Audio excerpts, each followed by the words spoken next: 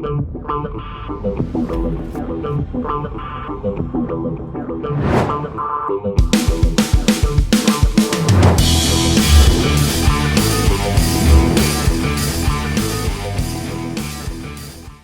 what's up, my fearless networking friends? Todd Falcone here. Welcome back to another episode. Today's episode, I want to talk about, this is a question that came up from someone who has a pretty large organization, but I want to cover it for those of you that have smaller groups as well. So the question was essentially, well, who do I work with in this group? Like, how do I choose? Like, I got a few thousand people in the group.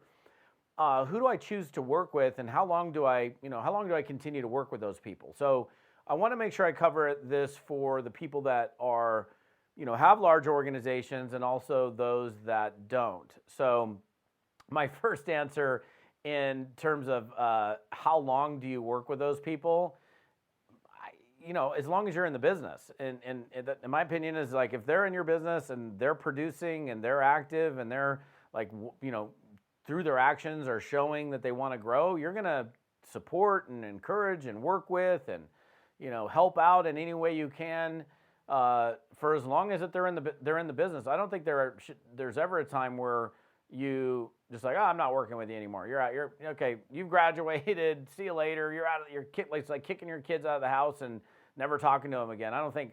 Any good parents probably, not going to just kick their kids out of the house and like, you're done. You're 18. Get out of here. Have a great life. That's I don't know. That's not. I don't know. As a parent, I'm not going to do that with my kids, and I wouldn't do that with anybody in my organization as well. But so I think the other question is like, how do you know who to work with, right?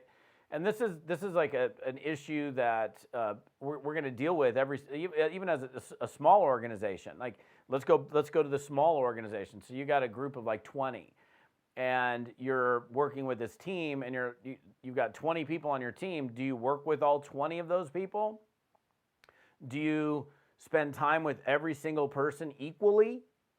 So I'm going to give this person, each of these people, 20 minutes of my time a week. To me, that's not the way I would do it. I'm going to work with those that, through their actions, are showing me that they want it. That's how I decide who I'm going to work with.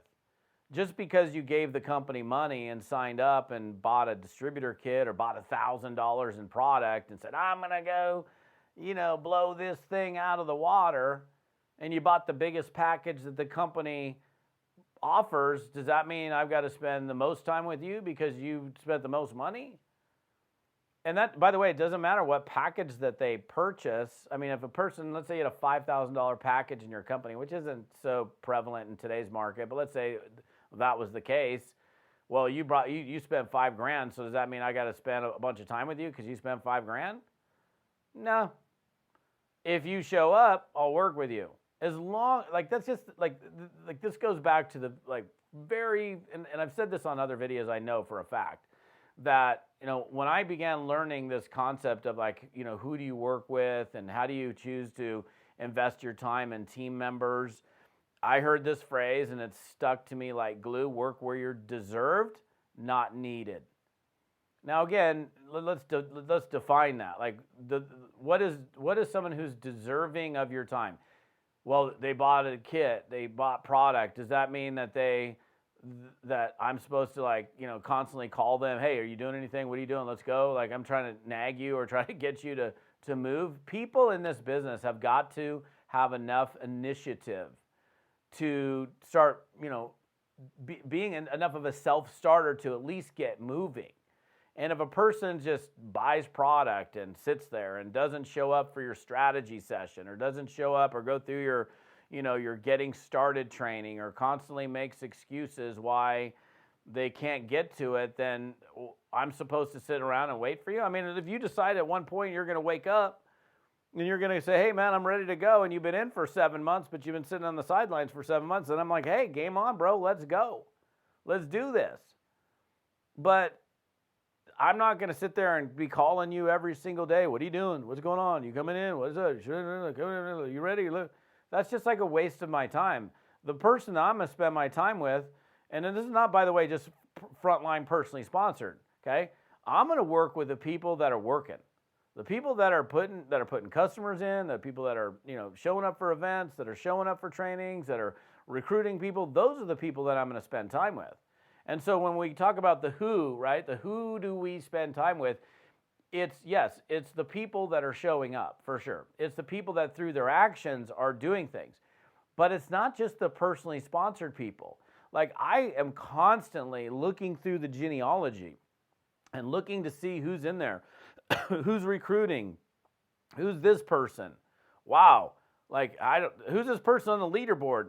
Oh my gosh, they're on my team. I haven't met them. I'm going to pick up the phone. I'm going to call them and introduce myself to them and offer my assistance. And if I can help them in any way, then I'm going to open up that line of communication. So whether your group is big or small, you're going to work with those individuals that are active. The simple way of saying it is the ones that are showing up, the ones that are doing, the ones that are making an effort, whether the effort is producing a big result or not, the fact that they're showing up, those are the people that I'm going to work with, and I never stop working with those people ever. They never get to a point where they graduate and I don't talk to them anymore. Maybe they do get to a point where they're so independent and they're doing their own thing and they're absolutely rocking it, but I'm still helping them. I'm still supporting them. I'm still working with them, even if that person's out-earned me, which can happen in network marketing. You can have a person in your team that makes more money than you. So that kind of goes against the naysayers who say, oh, only the people at the top make the money and everybody down below them is screwed, they make less. You don't understand network marketing if you say that, because I've been out-earned many times by people in my organizations, and I'm pretty good at doing network marketing. So being out-earned is a good thing, right? So when you're growing your team, whether you got a team of 20 or you got a team of 20,000, you're going to work with, and I'll cover the 20,000. I just thought of something. You're going to work with the people that are getting it done. Now, let's say you had a group of 20,000. You're like, dude, I have 20,000 people on my team. I can't work with all 20,000. And I know not all 20,000 are going to be productive, but let's say, man, there's like 1,000 plus people that are definitely showing up out of these 20,000. Are you going to be spending time? You don't have time for 1,000 people.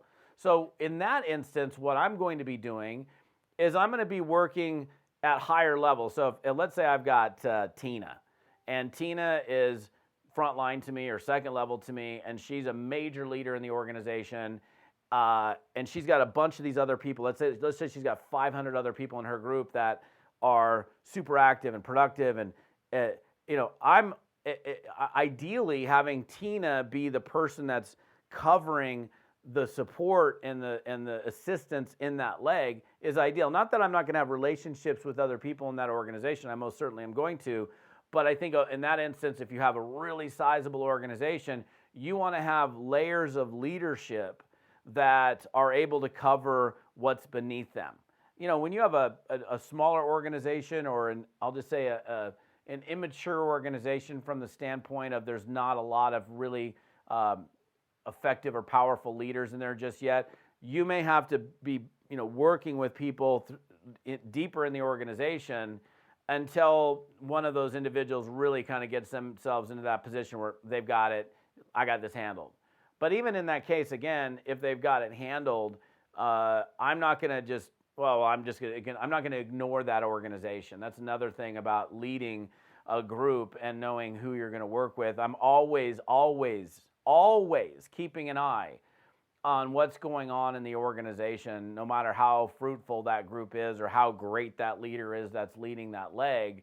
You want to make sure you're keeping an eye on and staying connected with people throughout that group, even though more of your time might be spent in another leg of business where there's not that real solid leader that in that example that I just gave you. So again, if we bare bones this, who do you work with? You work with the people that are showing up, and it doesn't matter whether they're frontline to you or 7 levels deep or wherever they are in your organization. How long do you work with them? Until forever.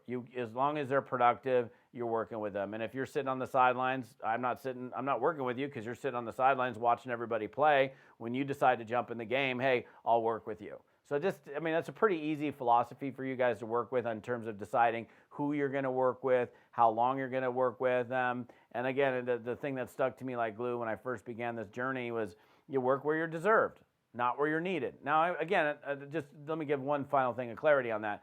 People, in my opinion, that deserve your time are the ones that are showing up. The ones that need it, not to say that somebody that doesn't, that needs your help, that I wouldn't help that person, but I guess maybe a new way of phrasing that would be work where you're deserved.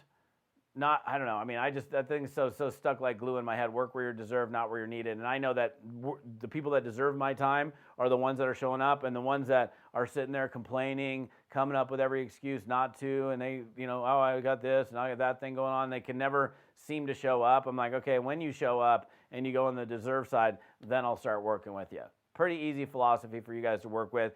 If you're on my YouTube channel, or if you're on my podcast, come on over to toddfalcone.com/episode 141 for other resources, other details on my page for this episode. Again, toddfalcone.com/episode 141. We'll chat soon.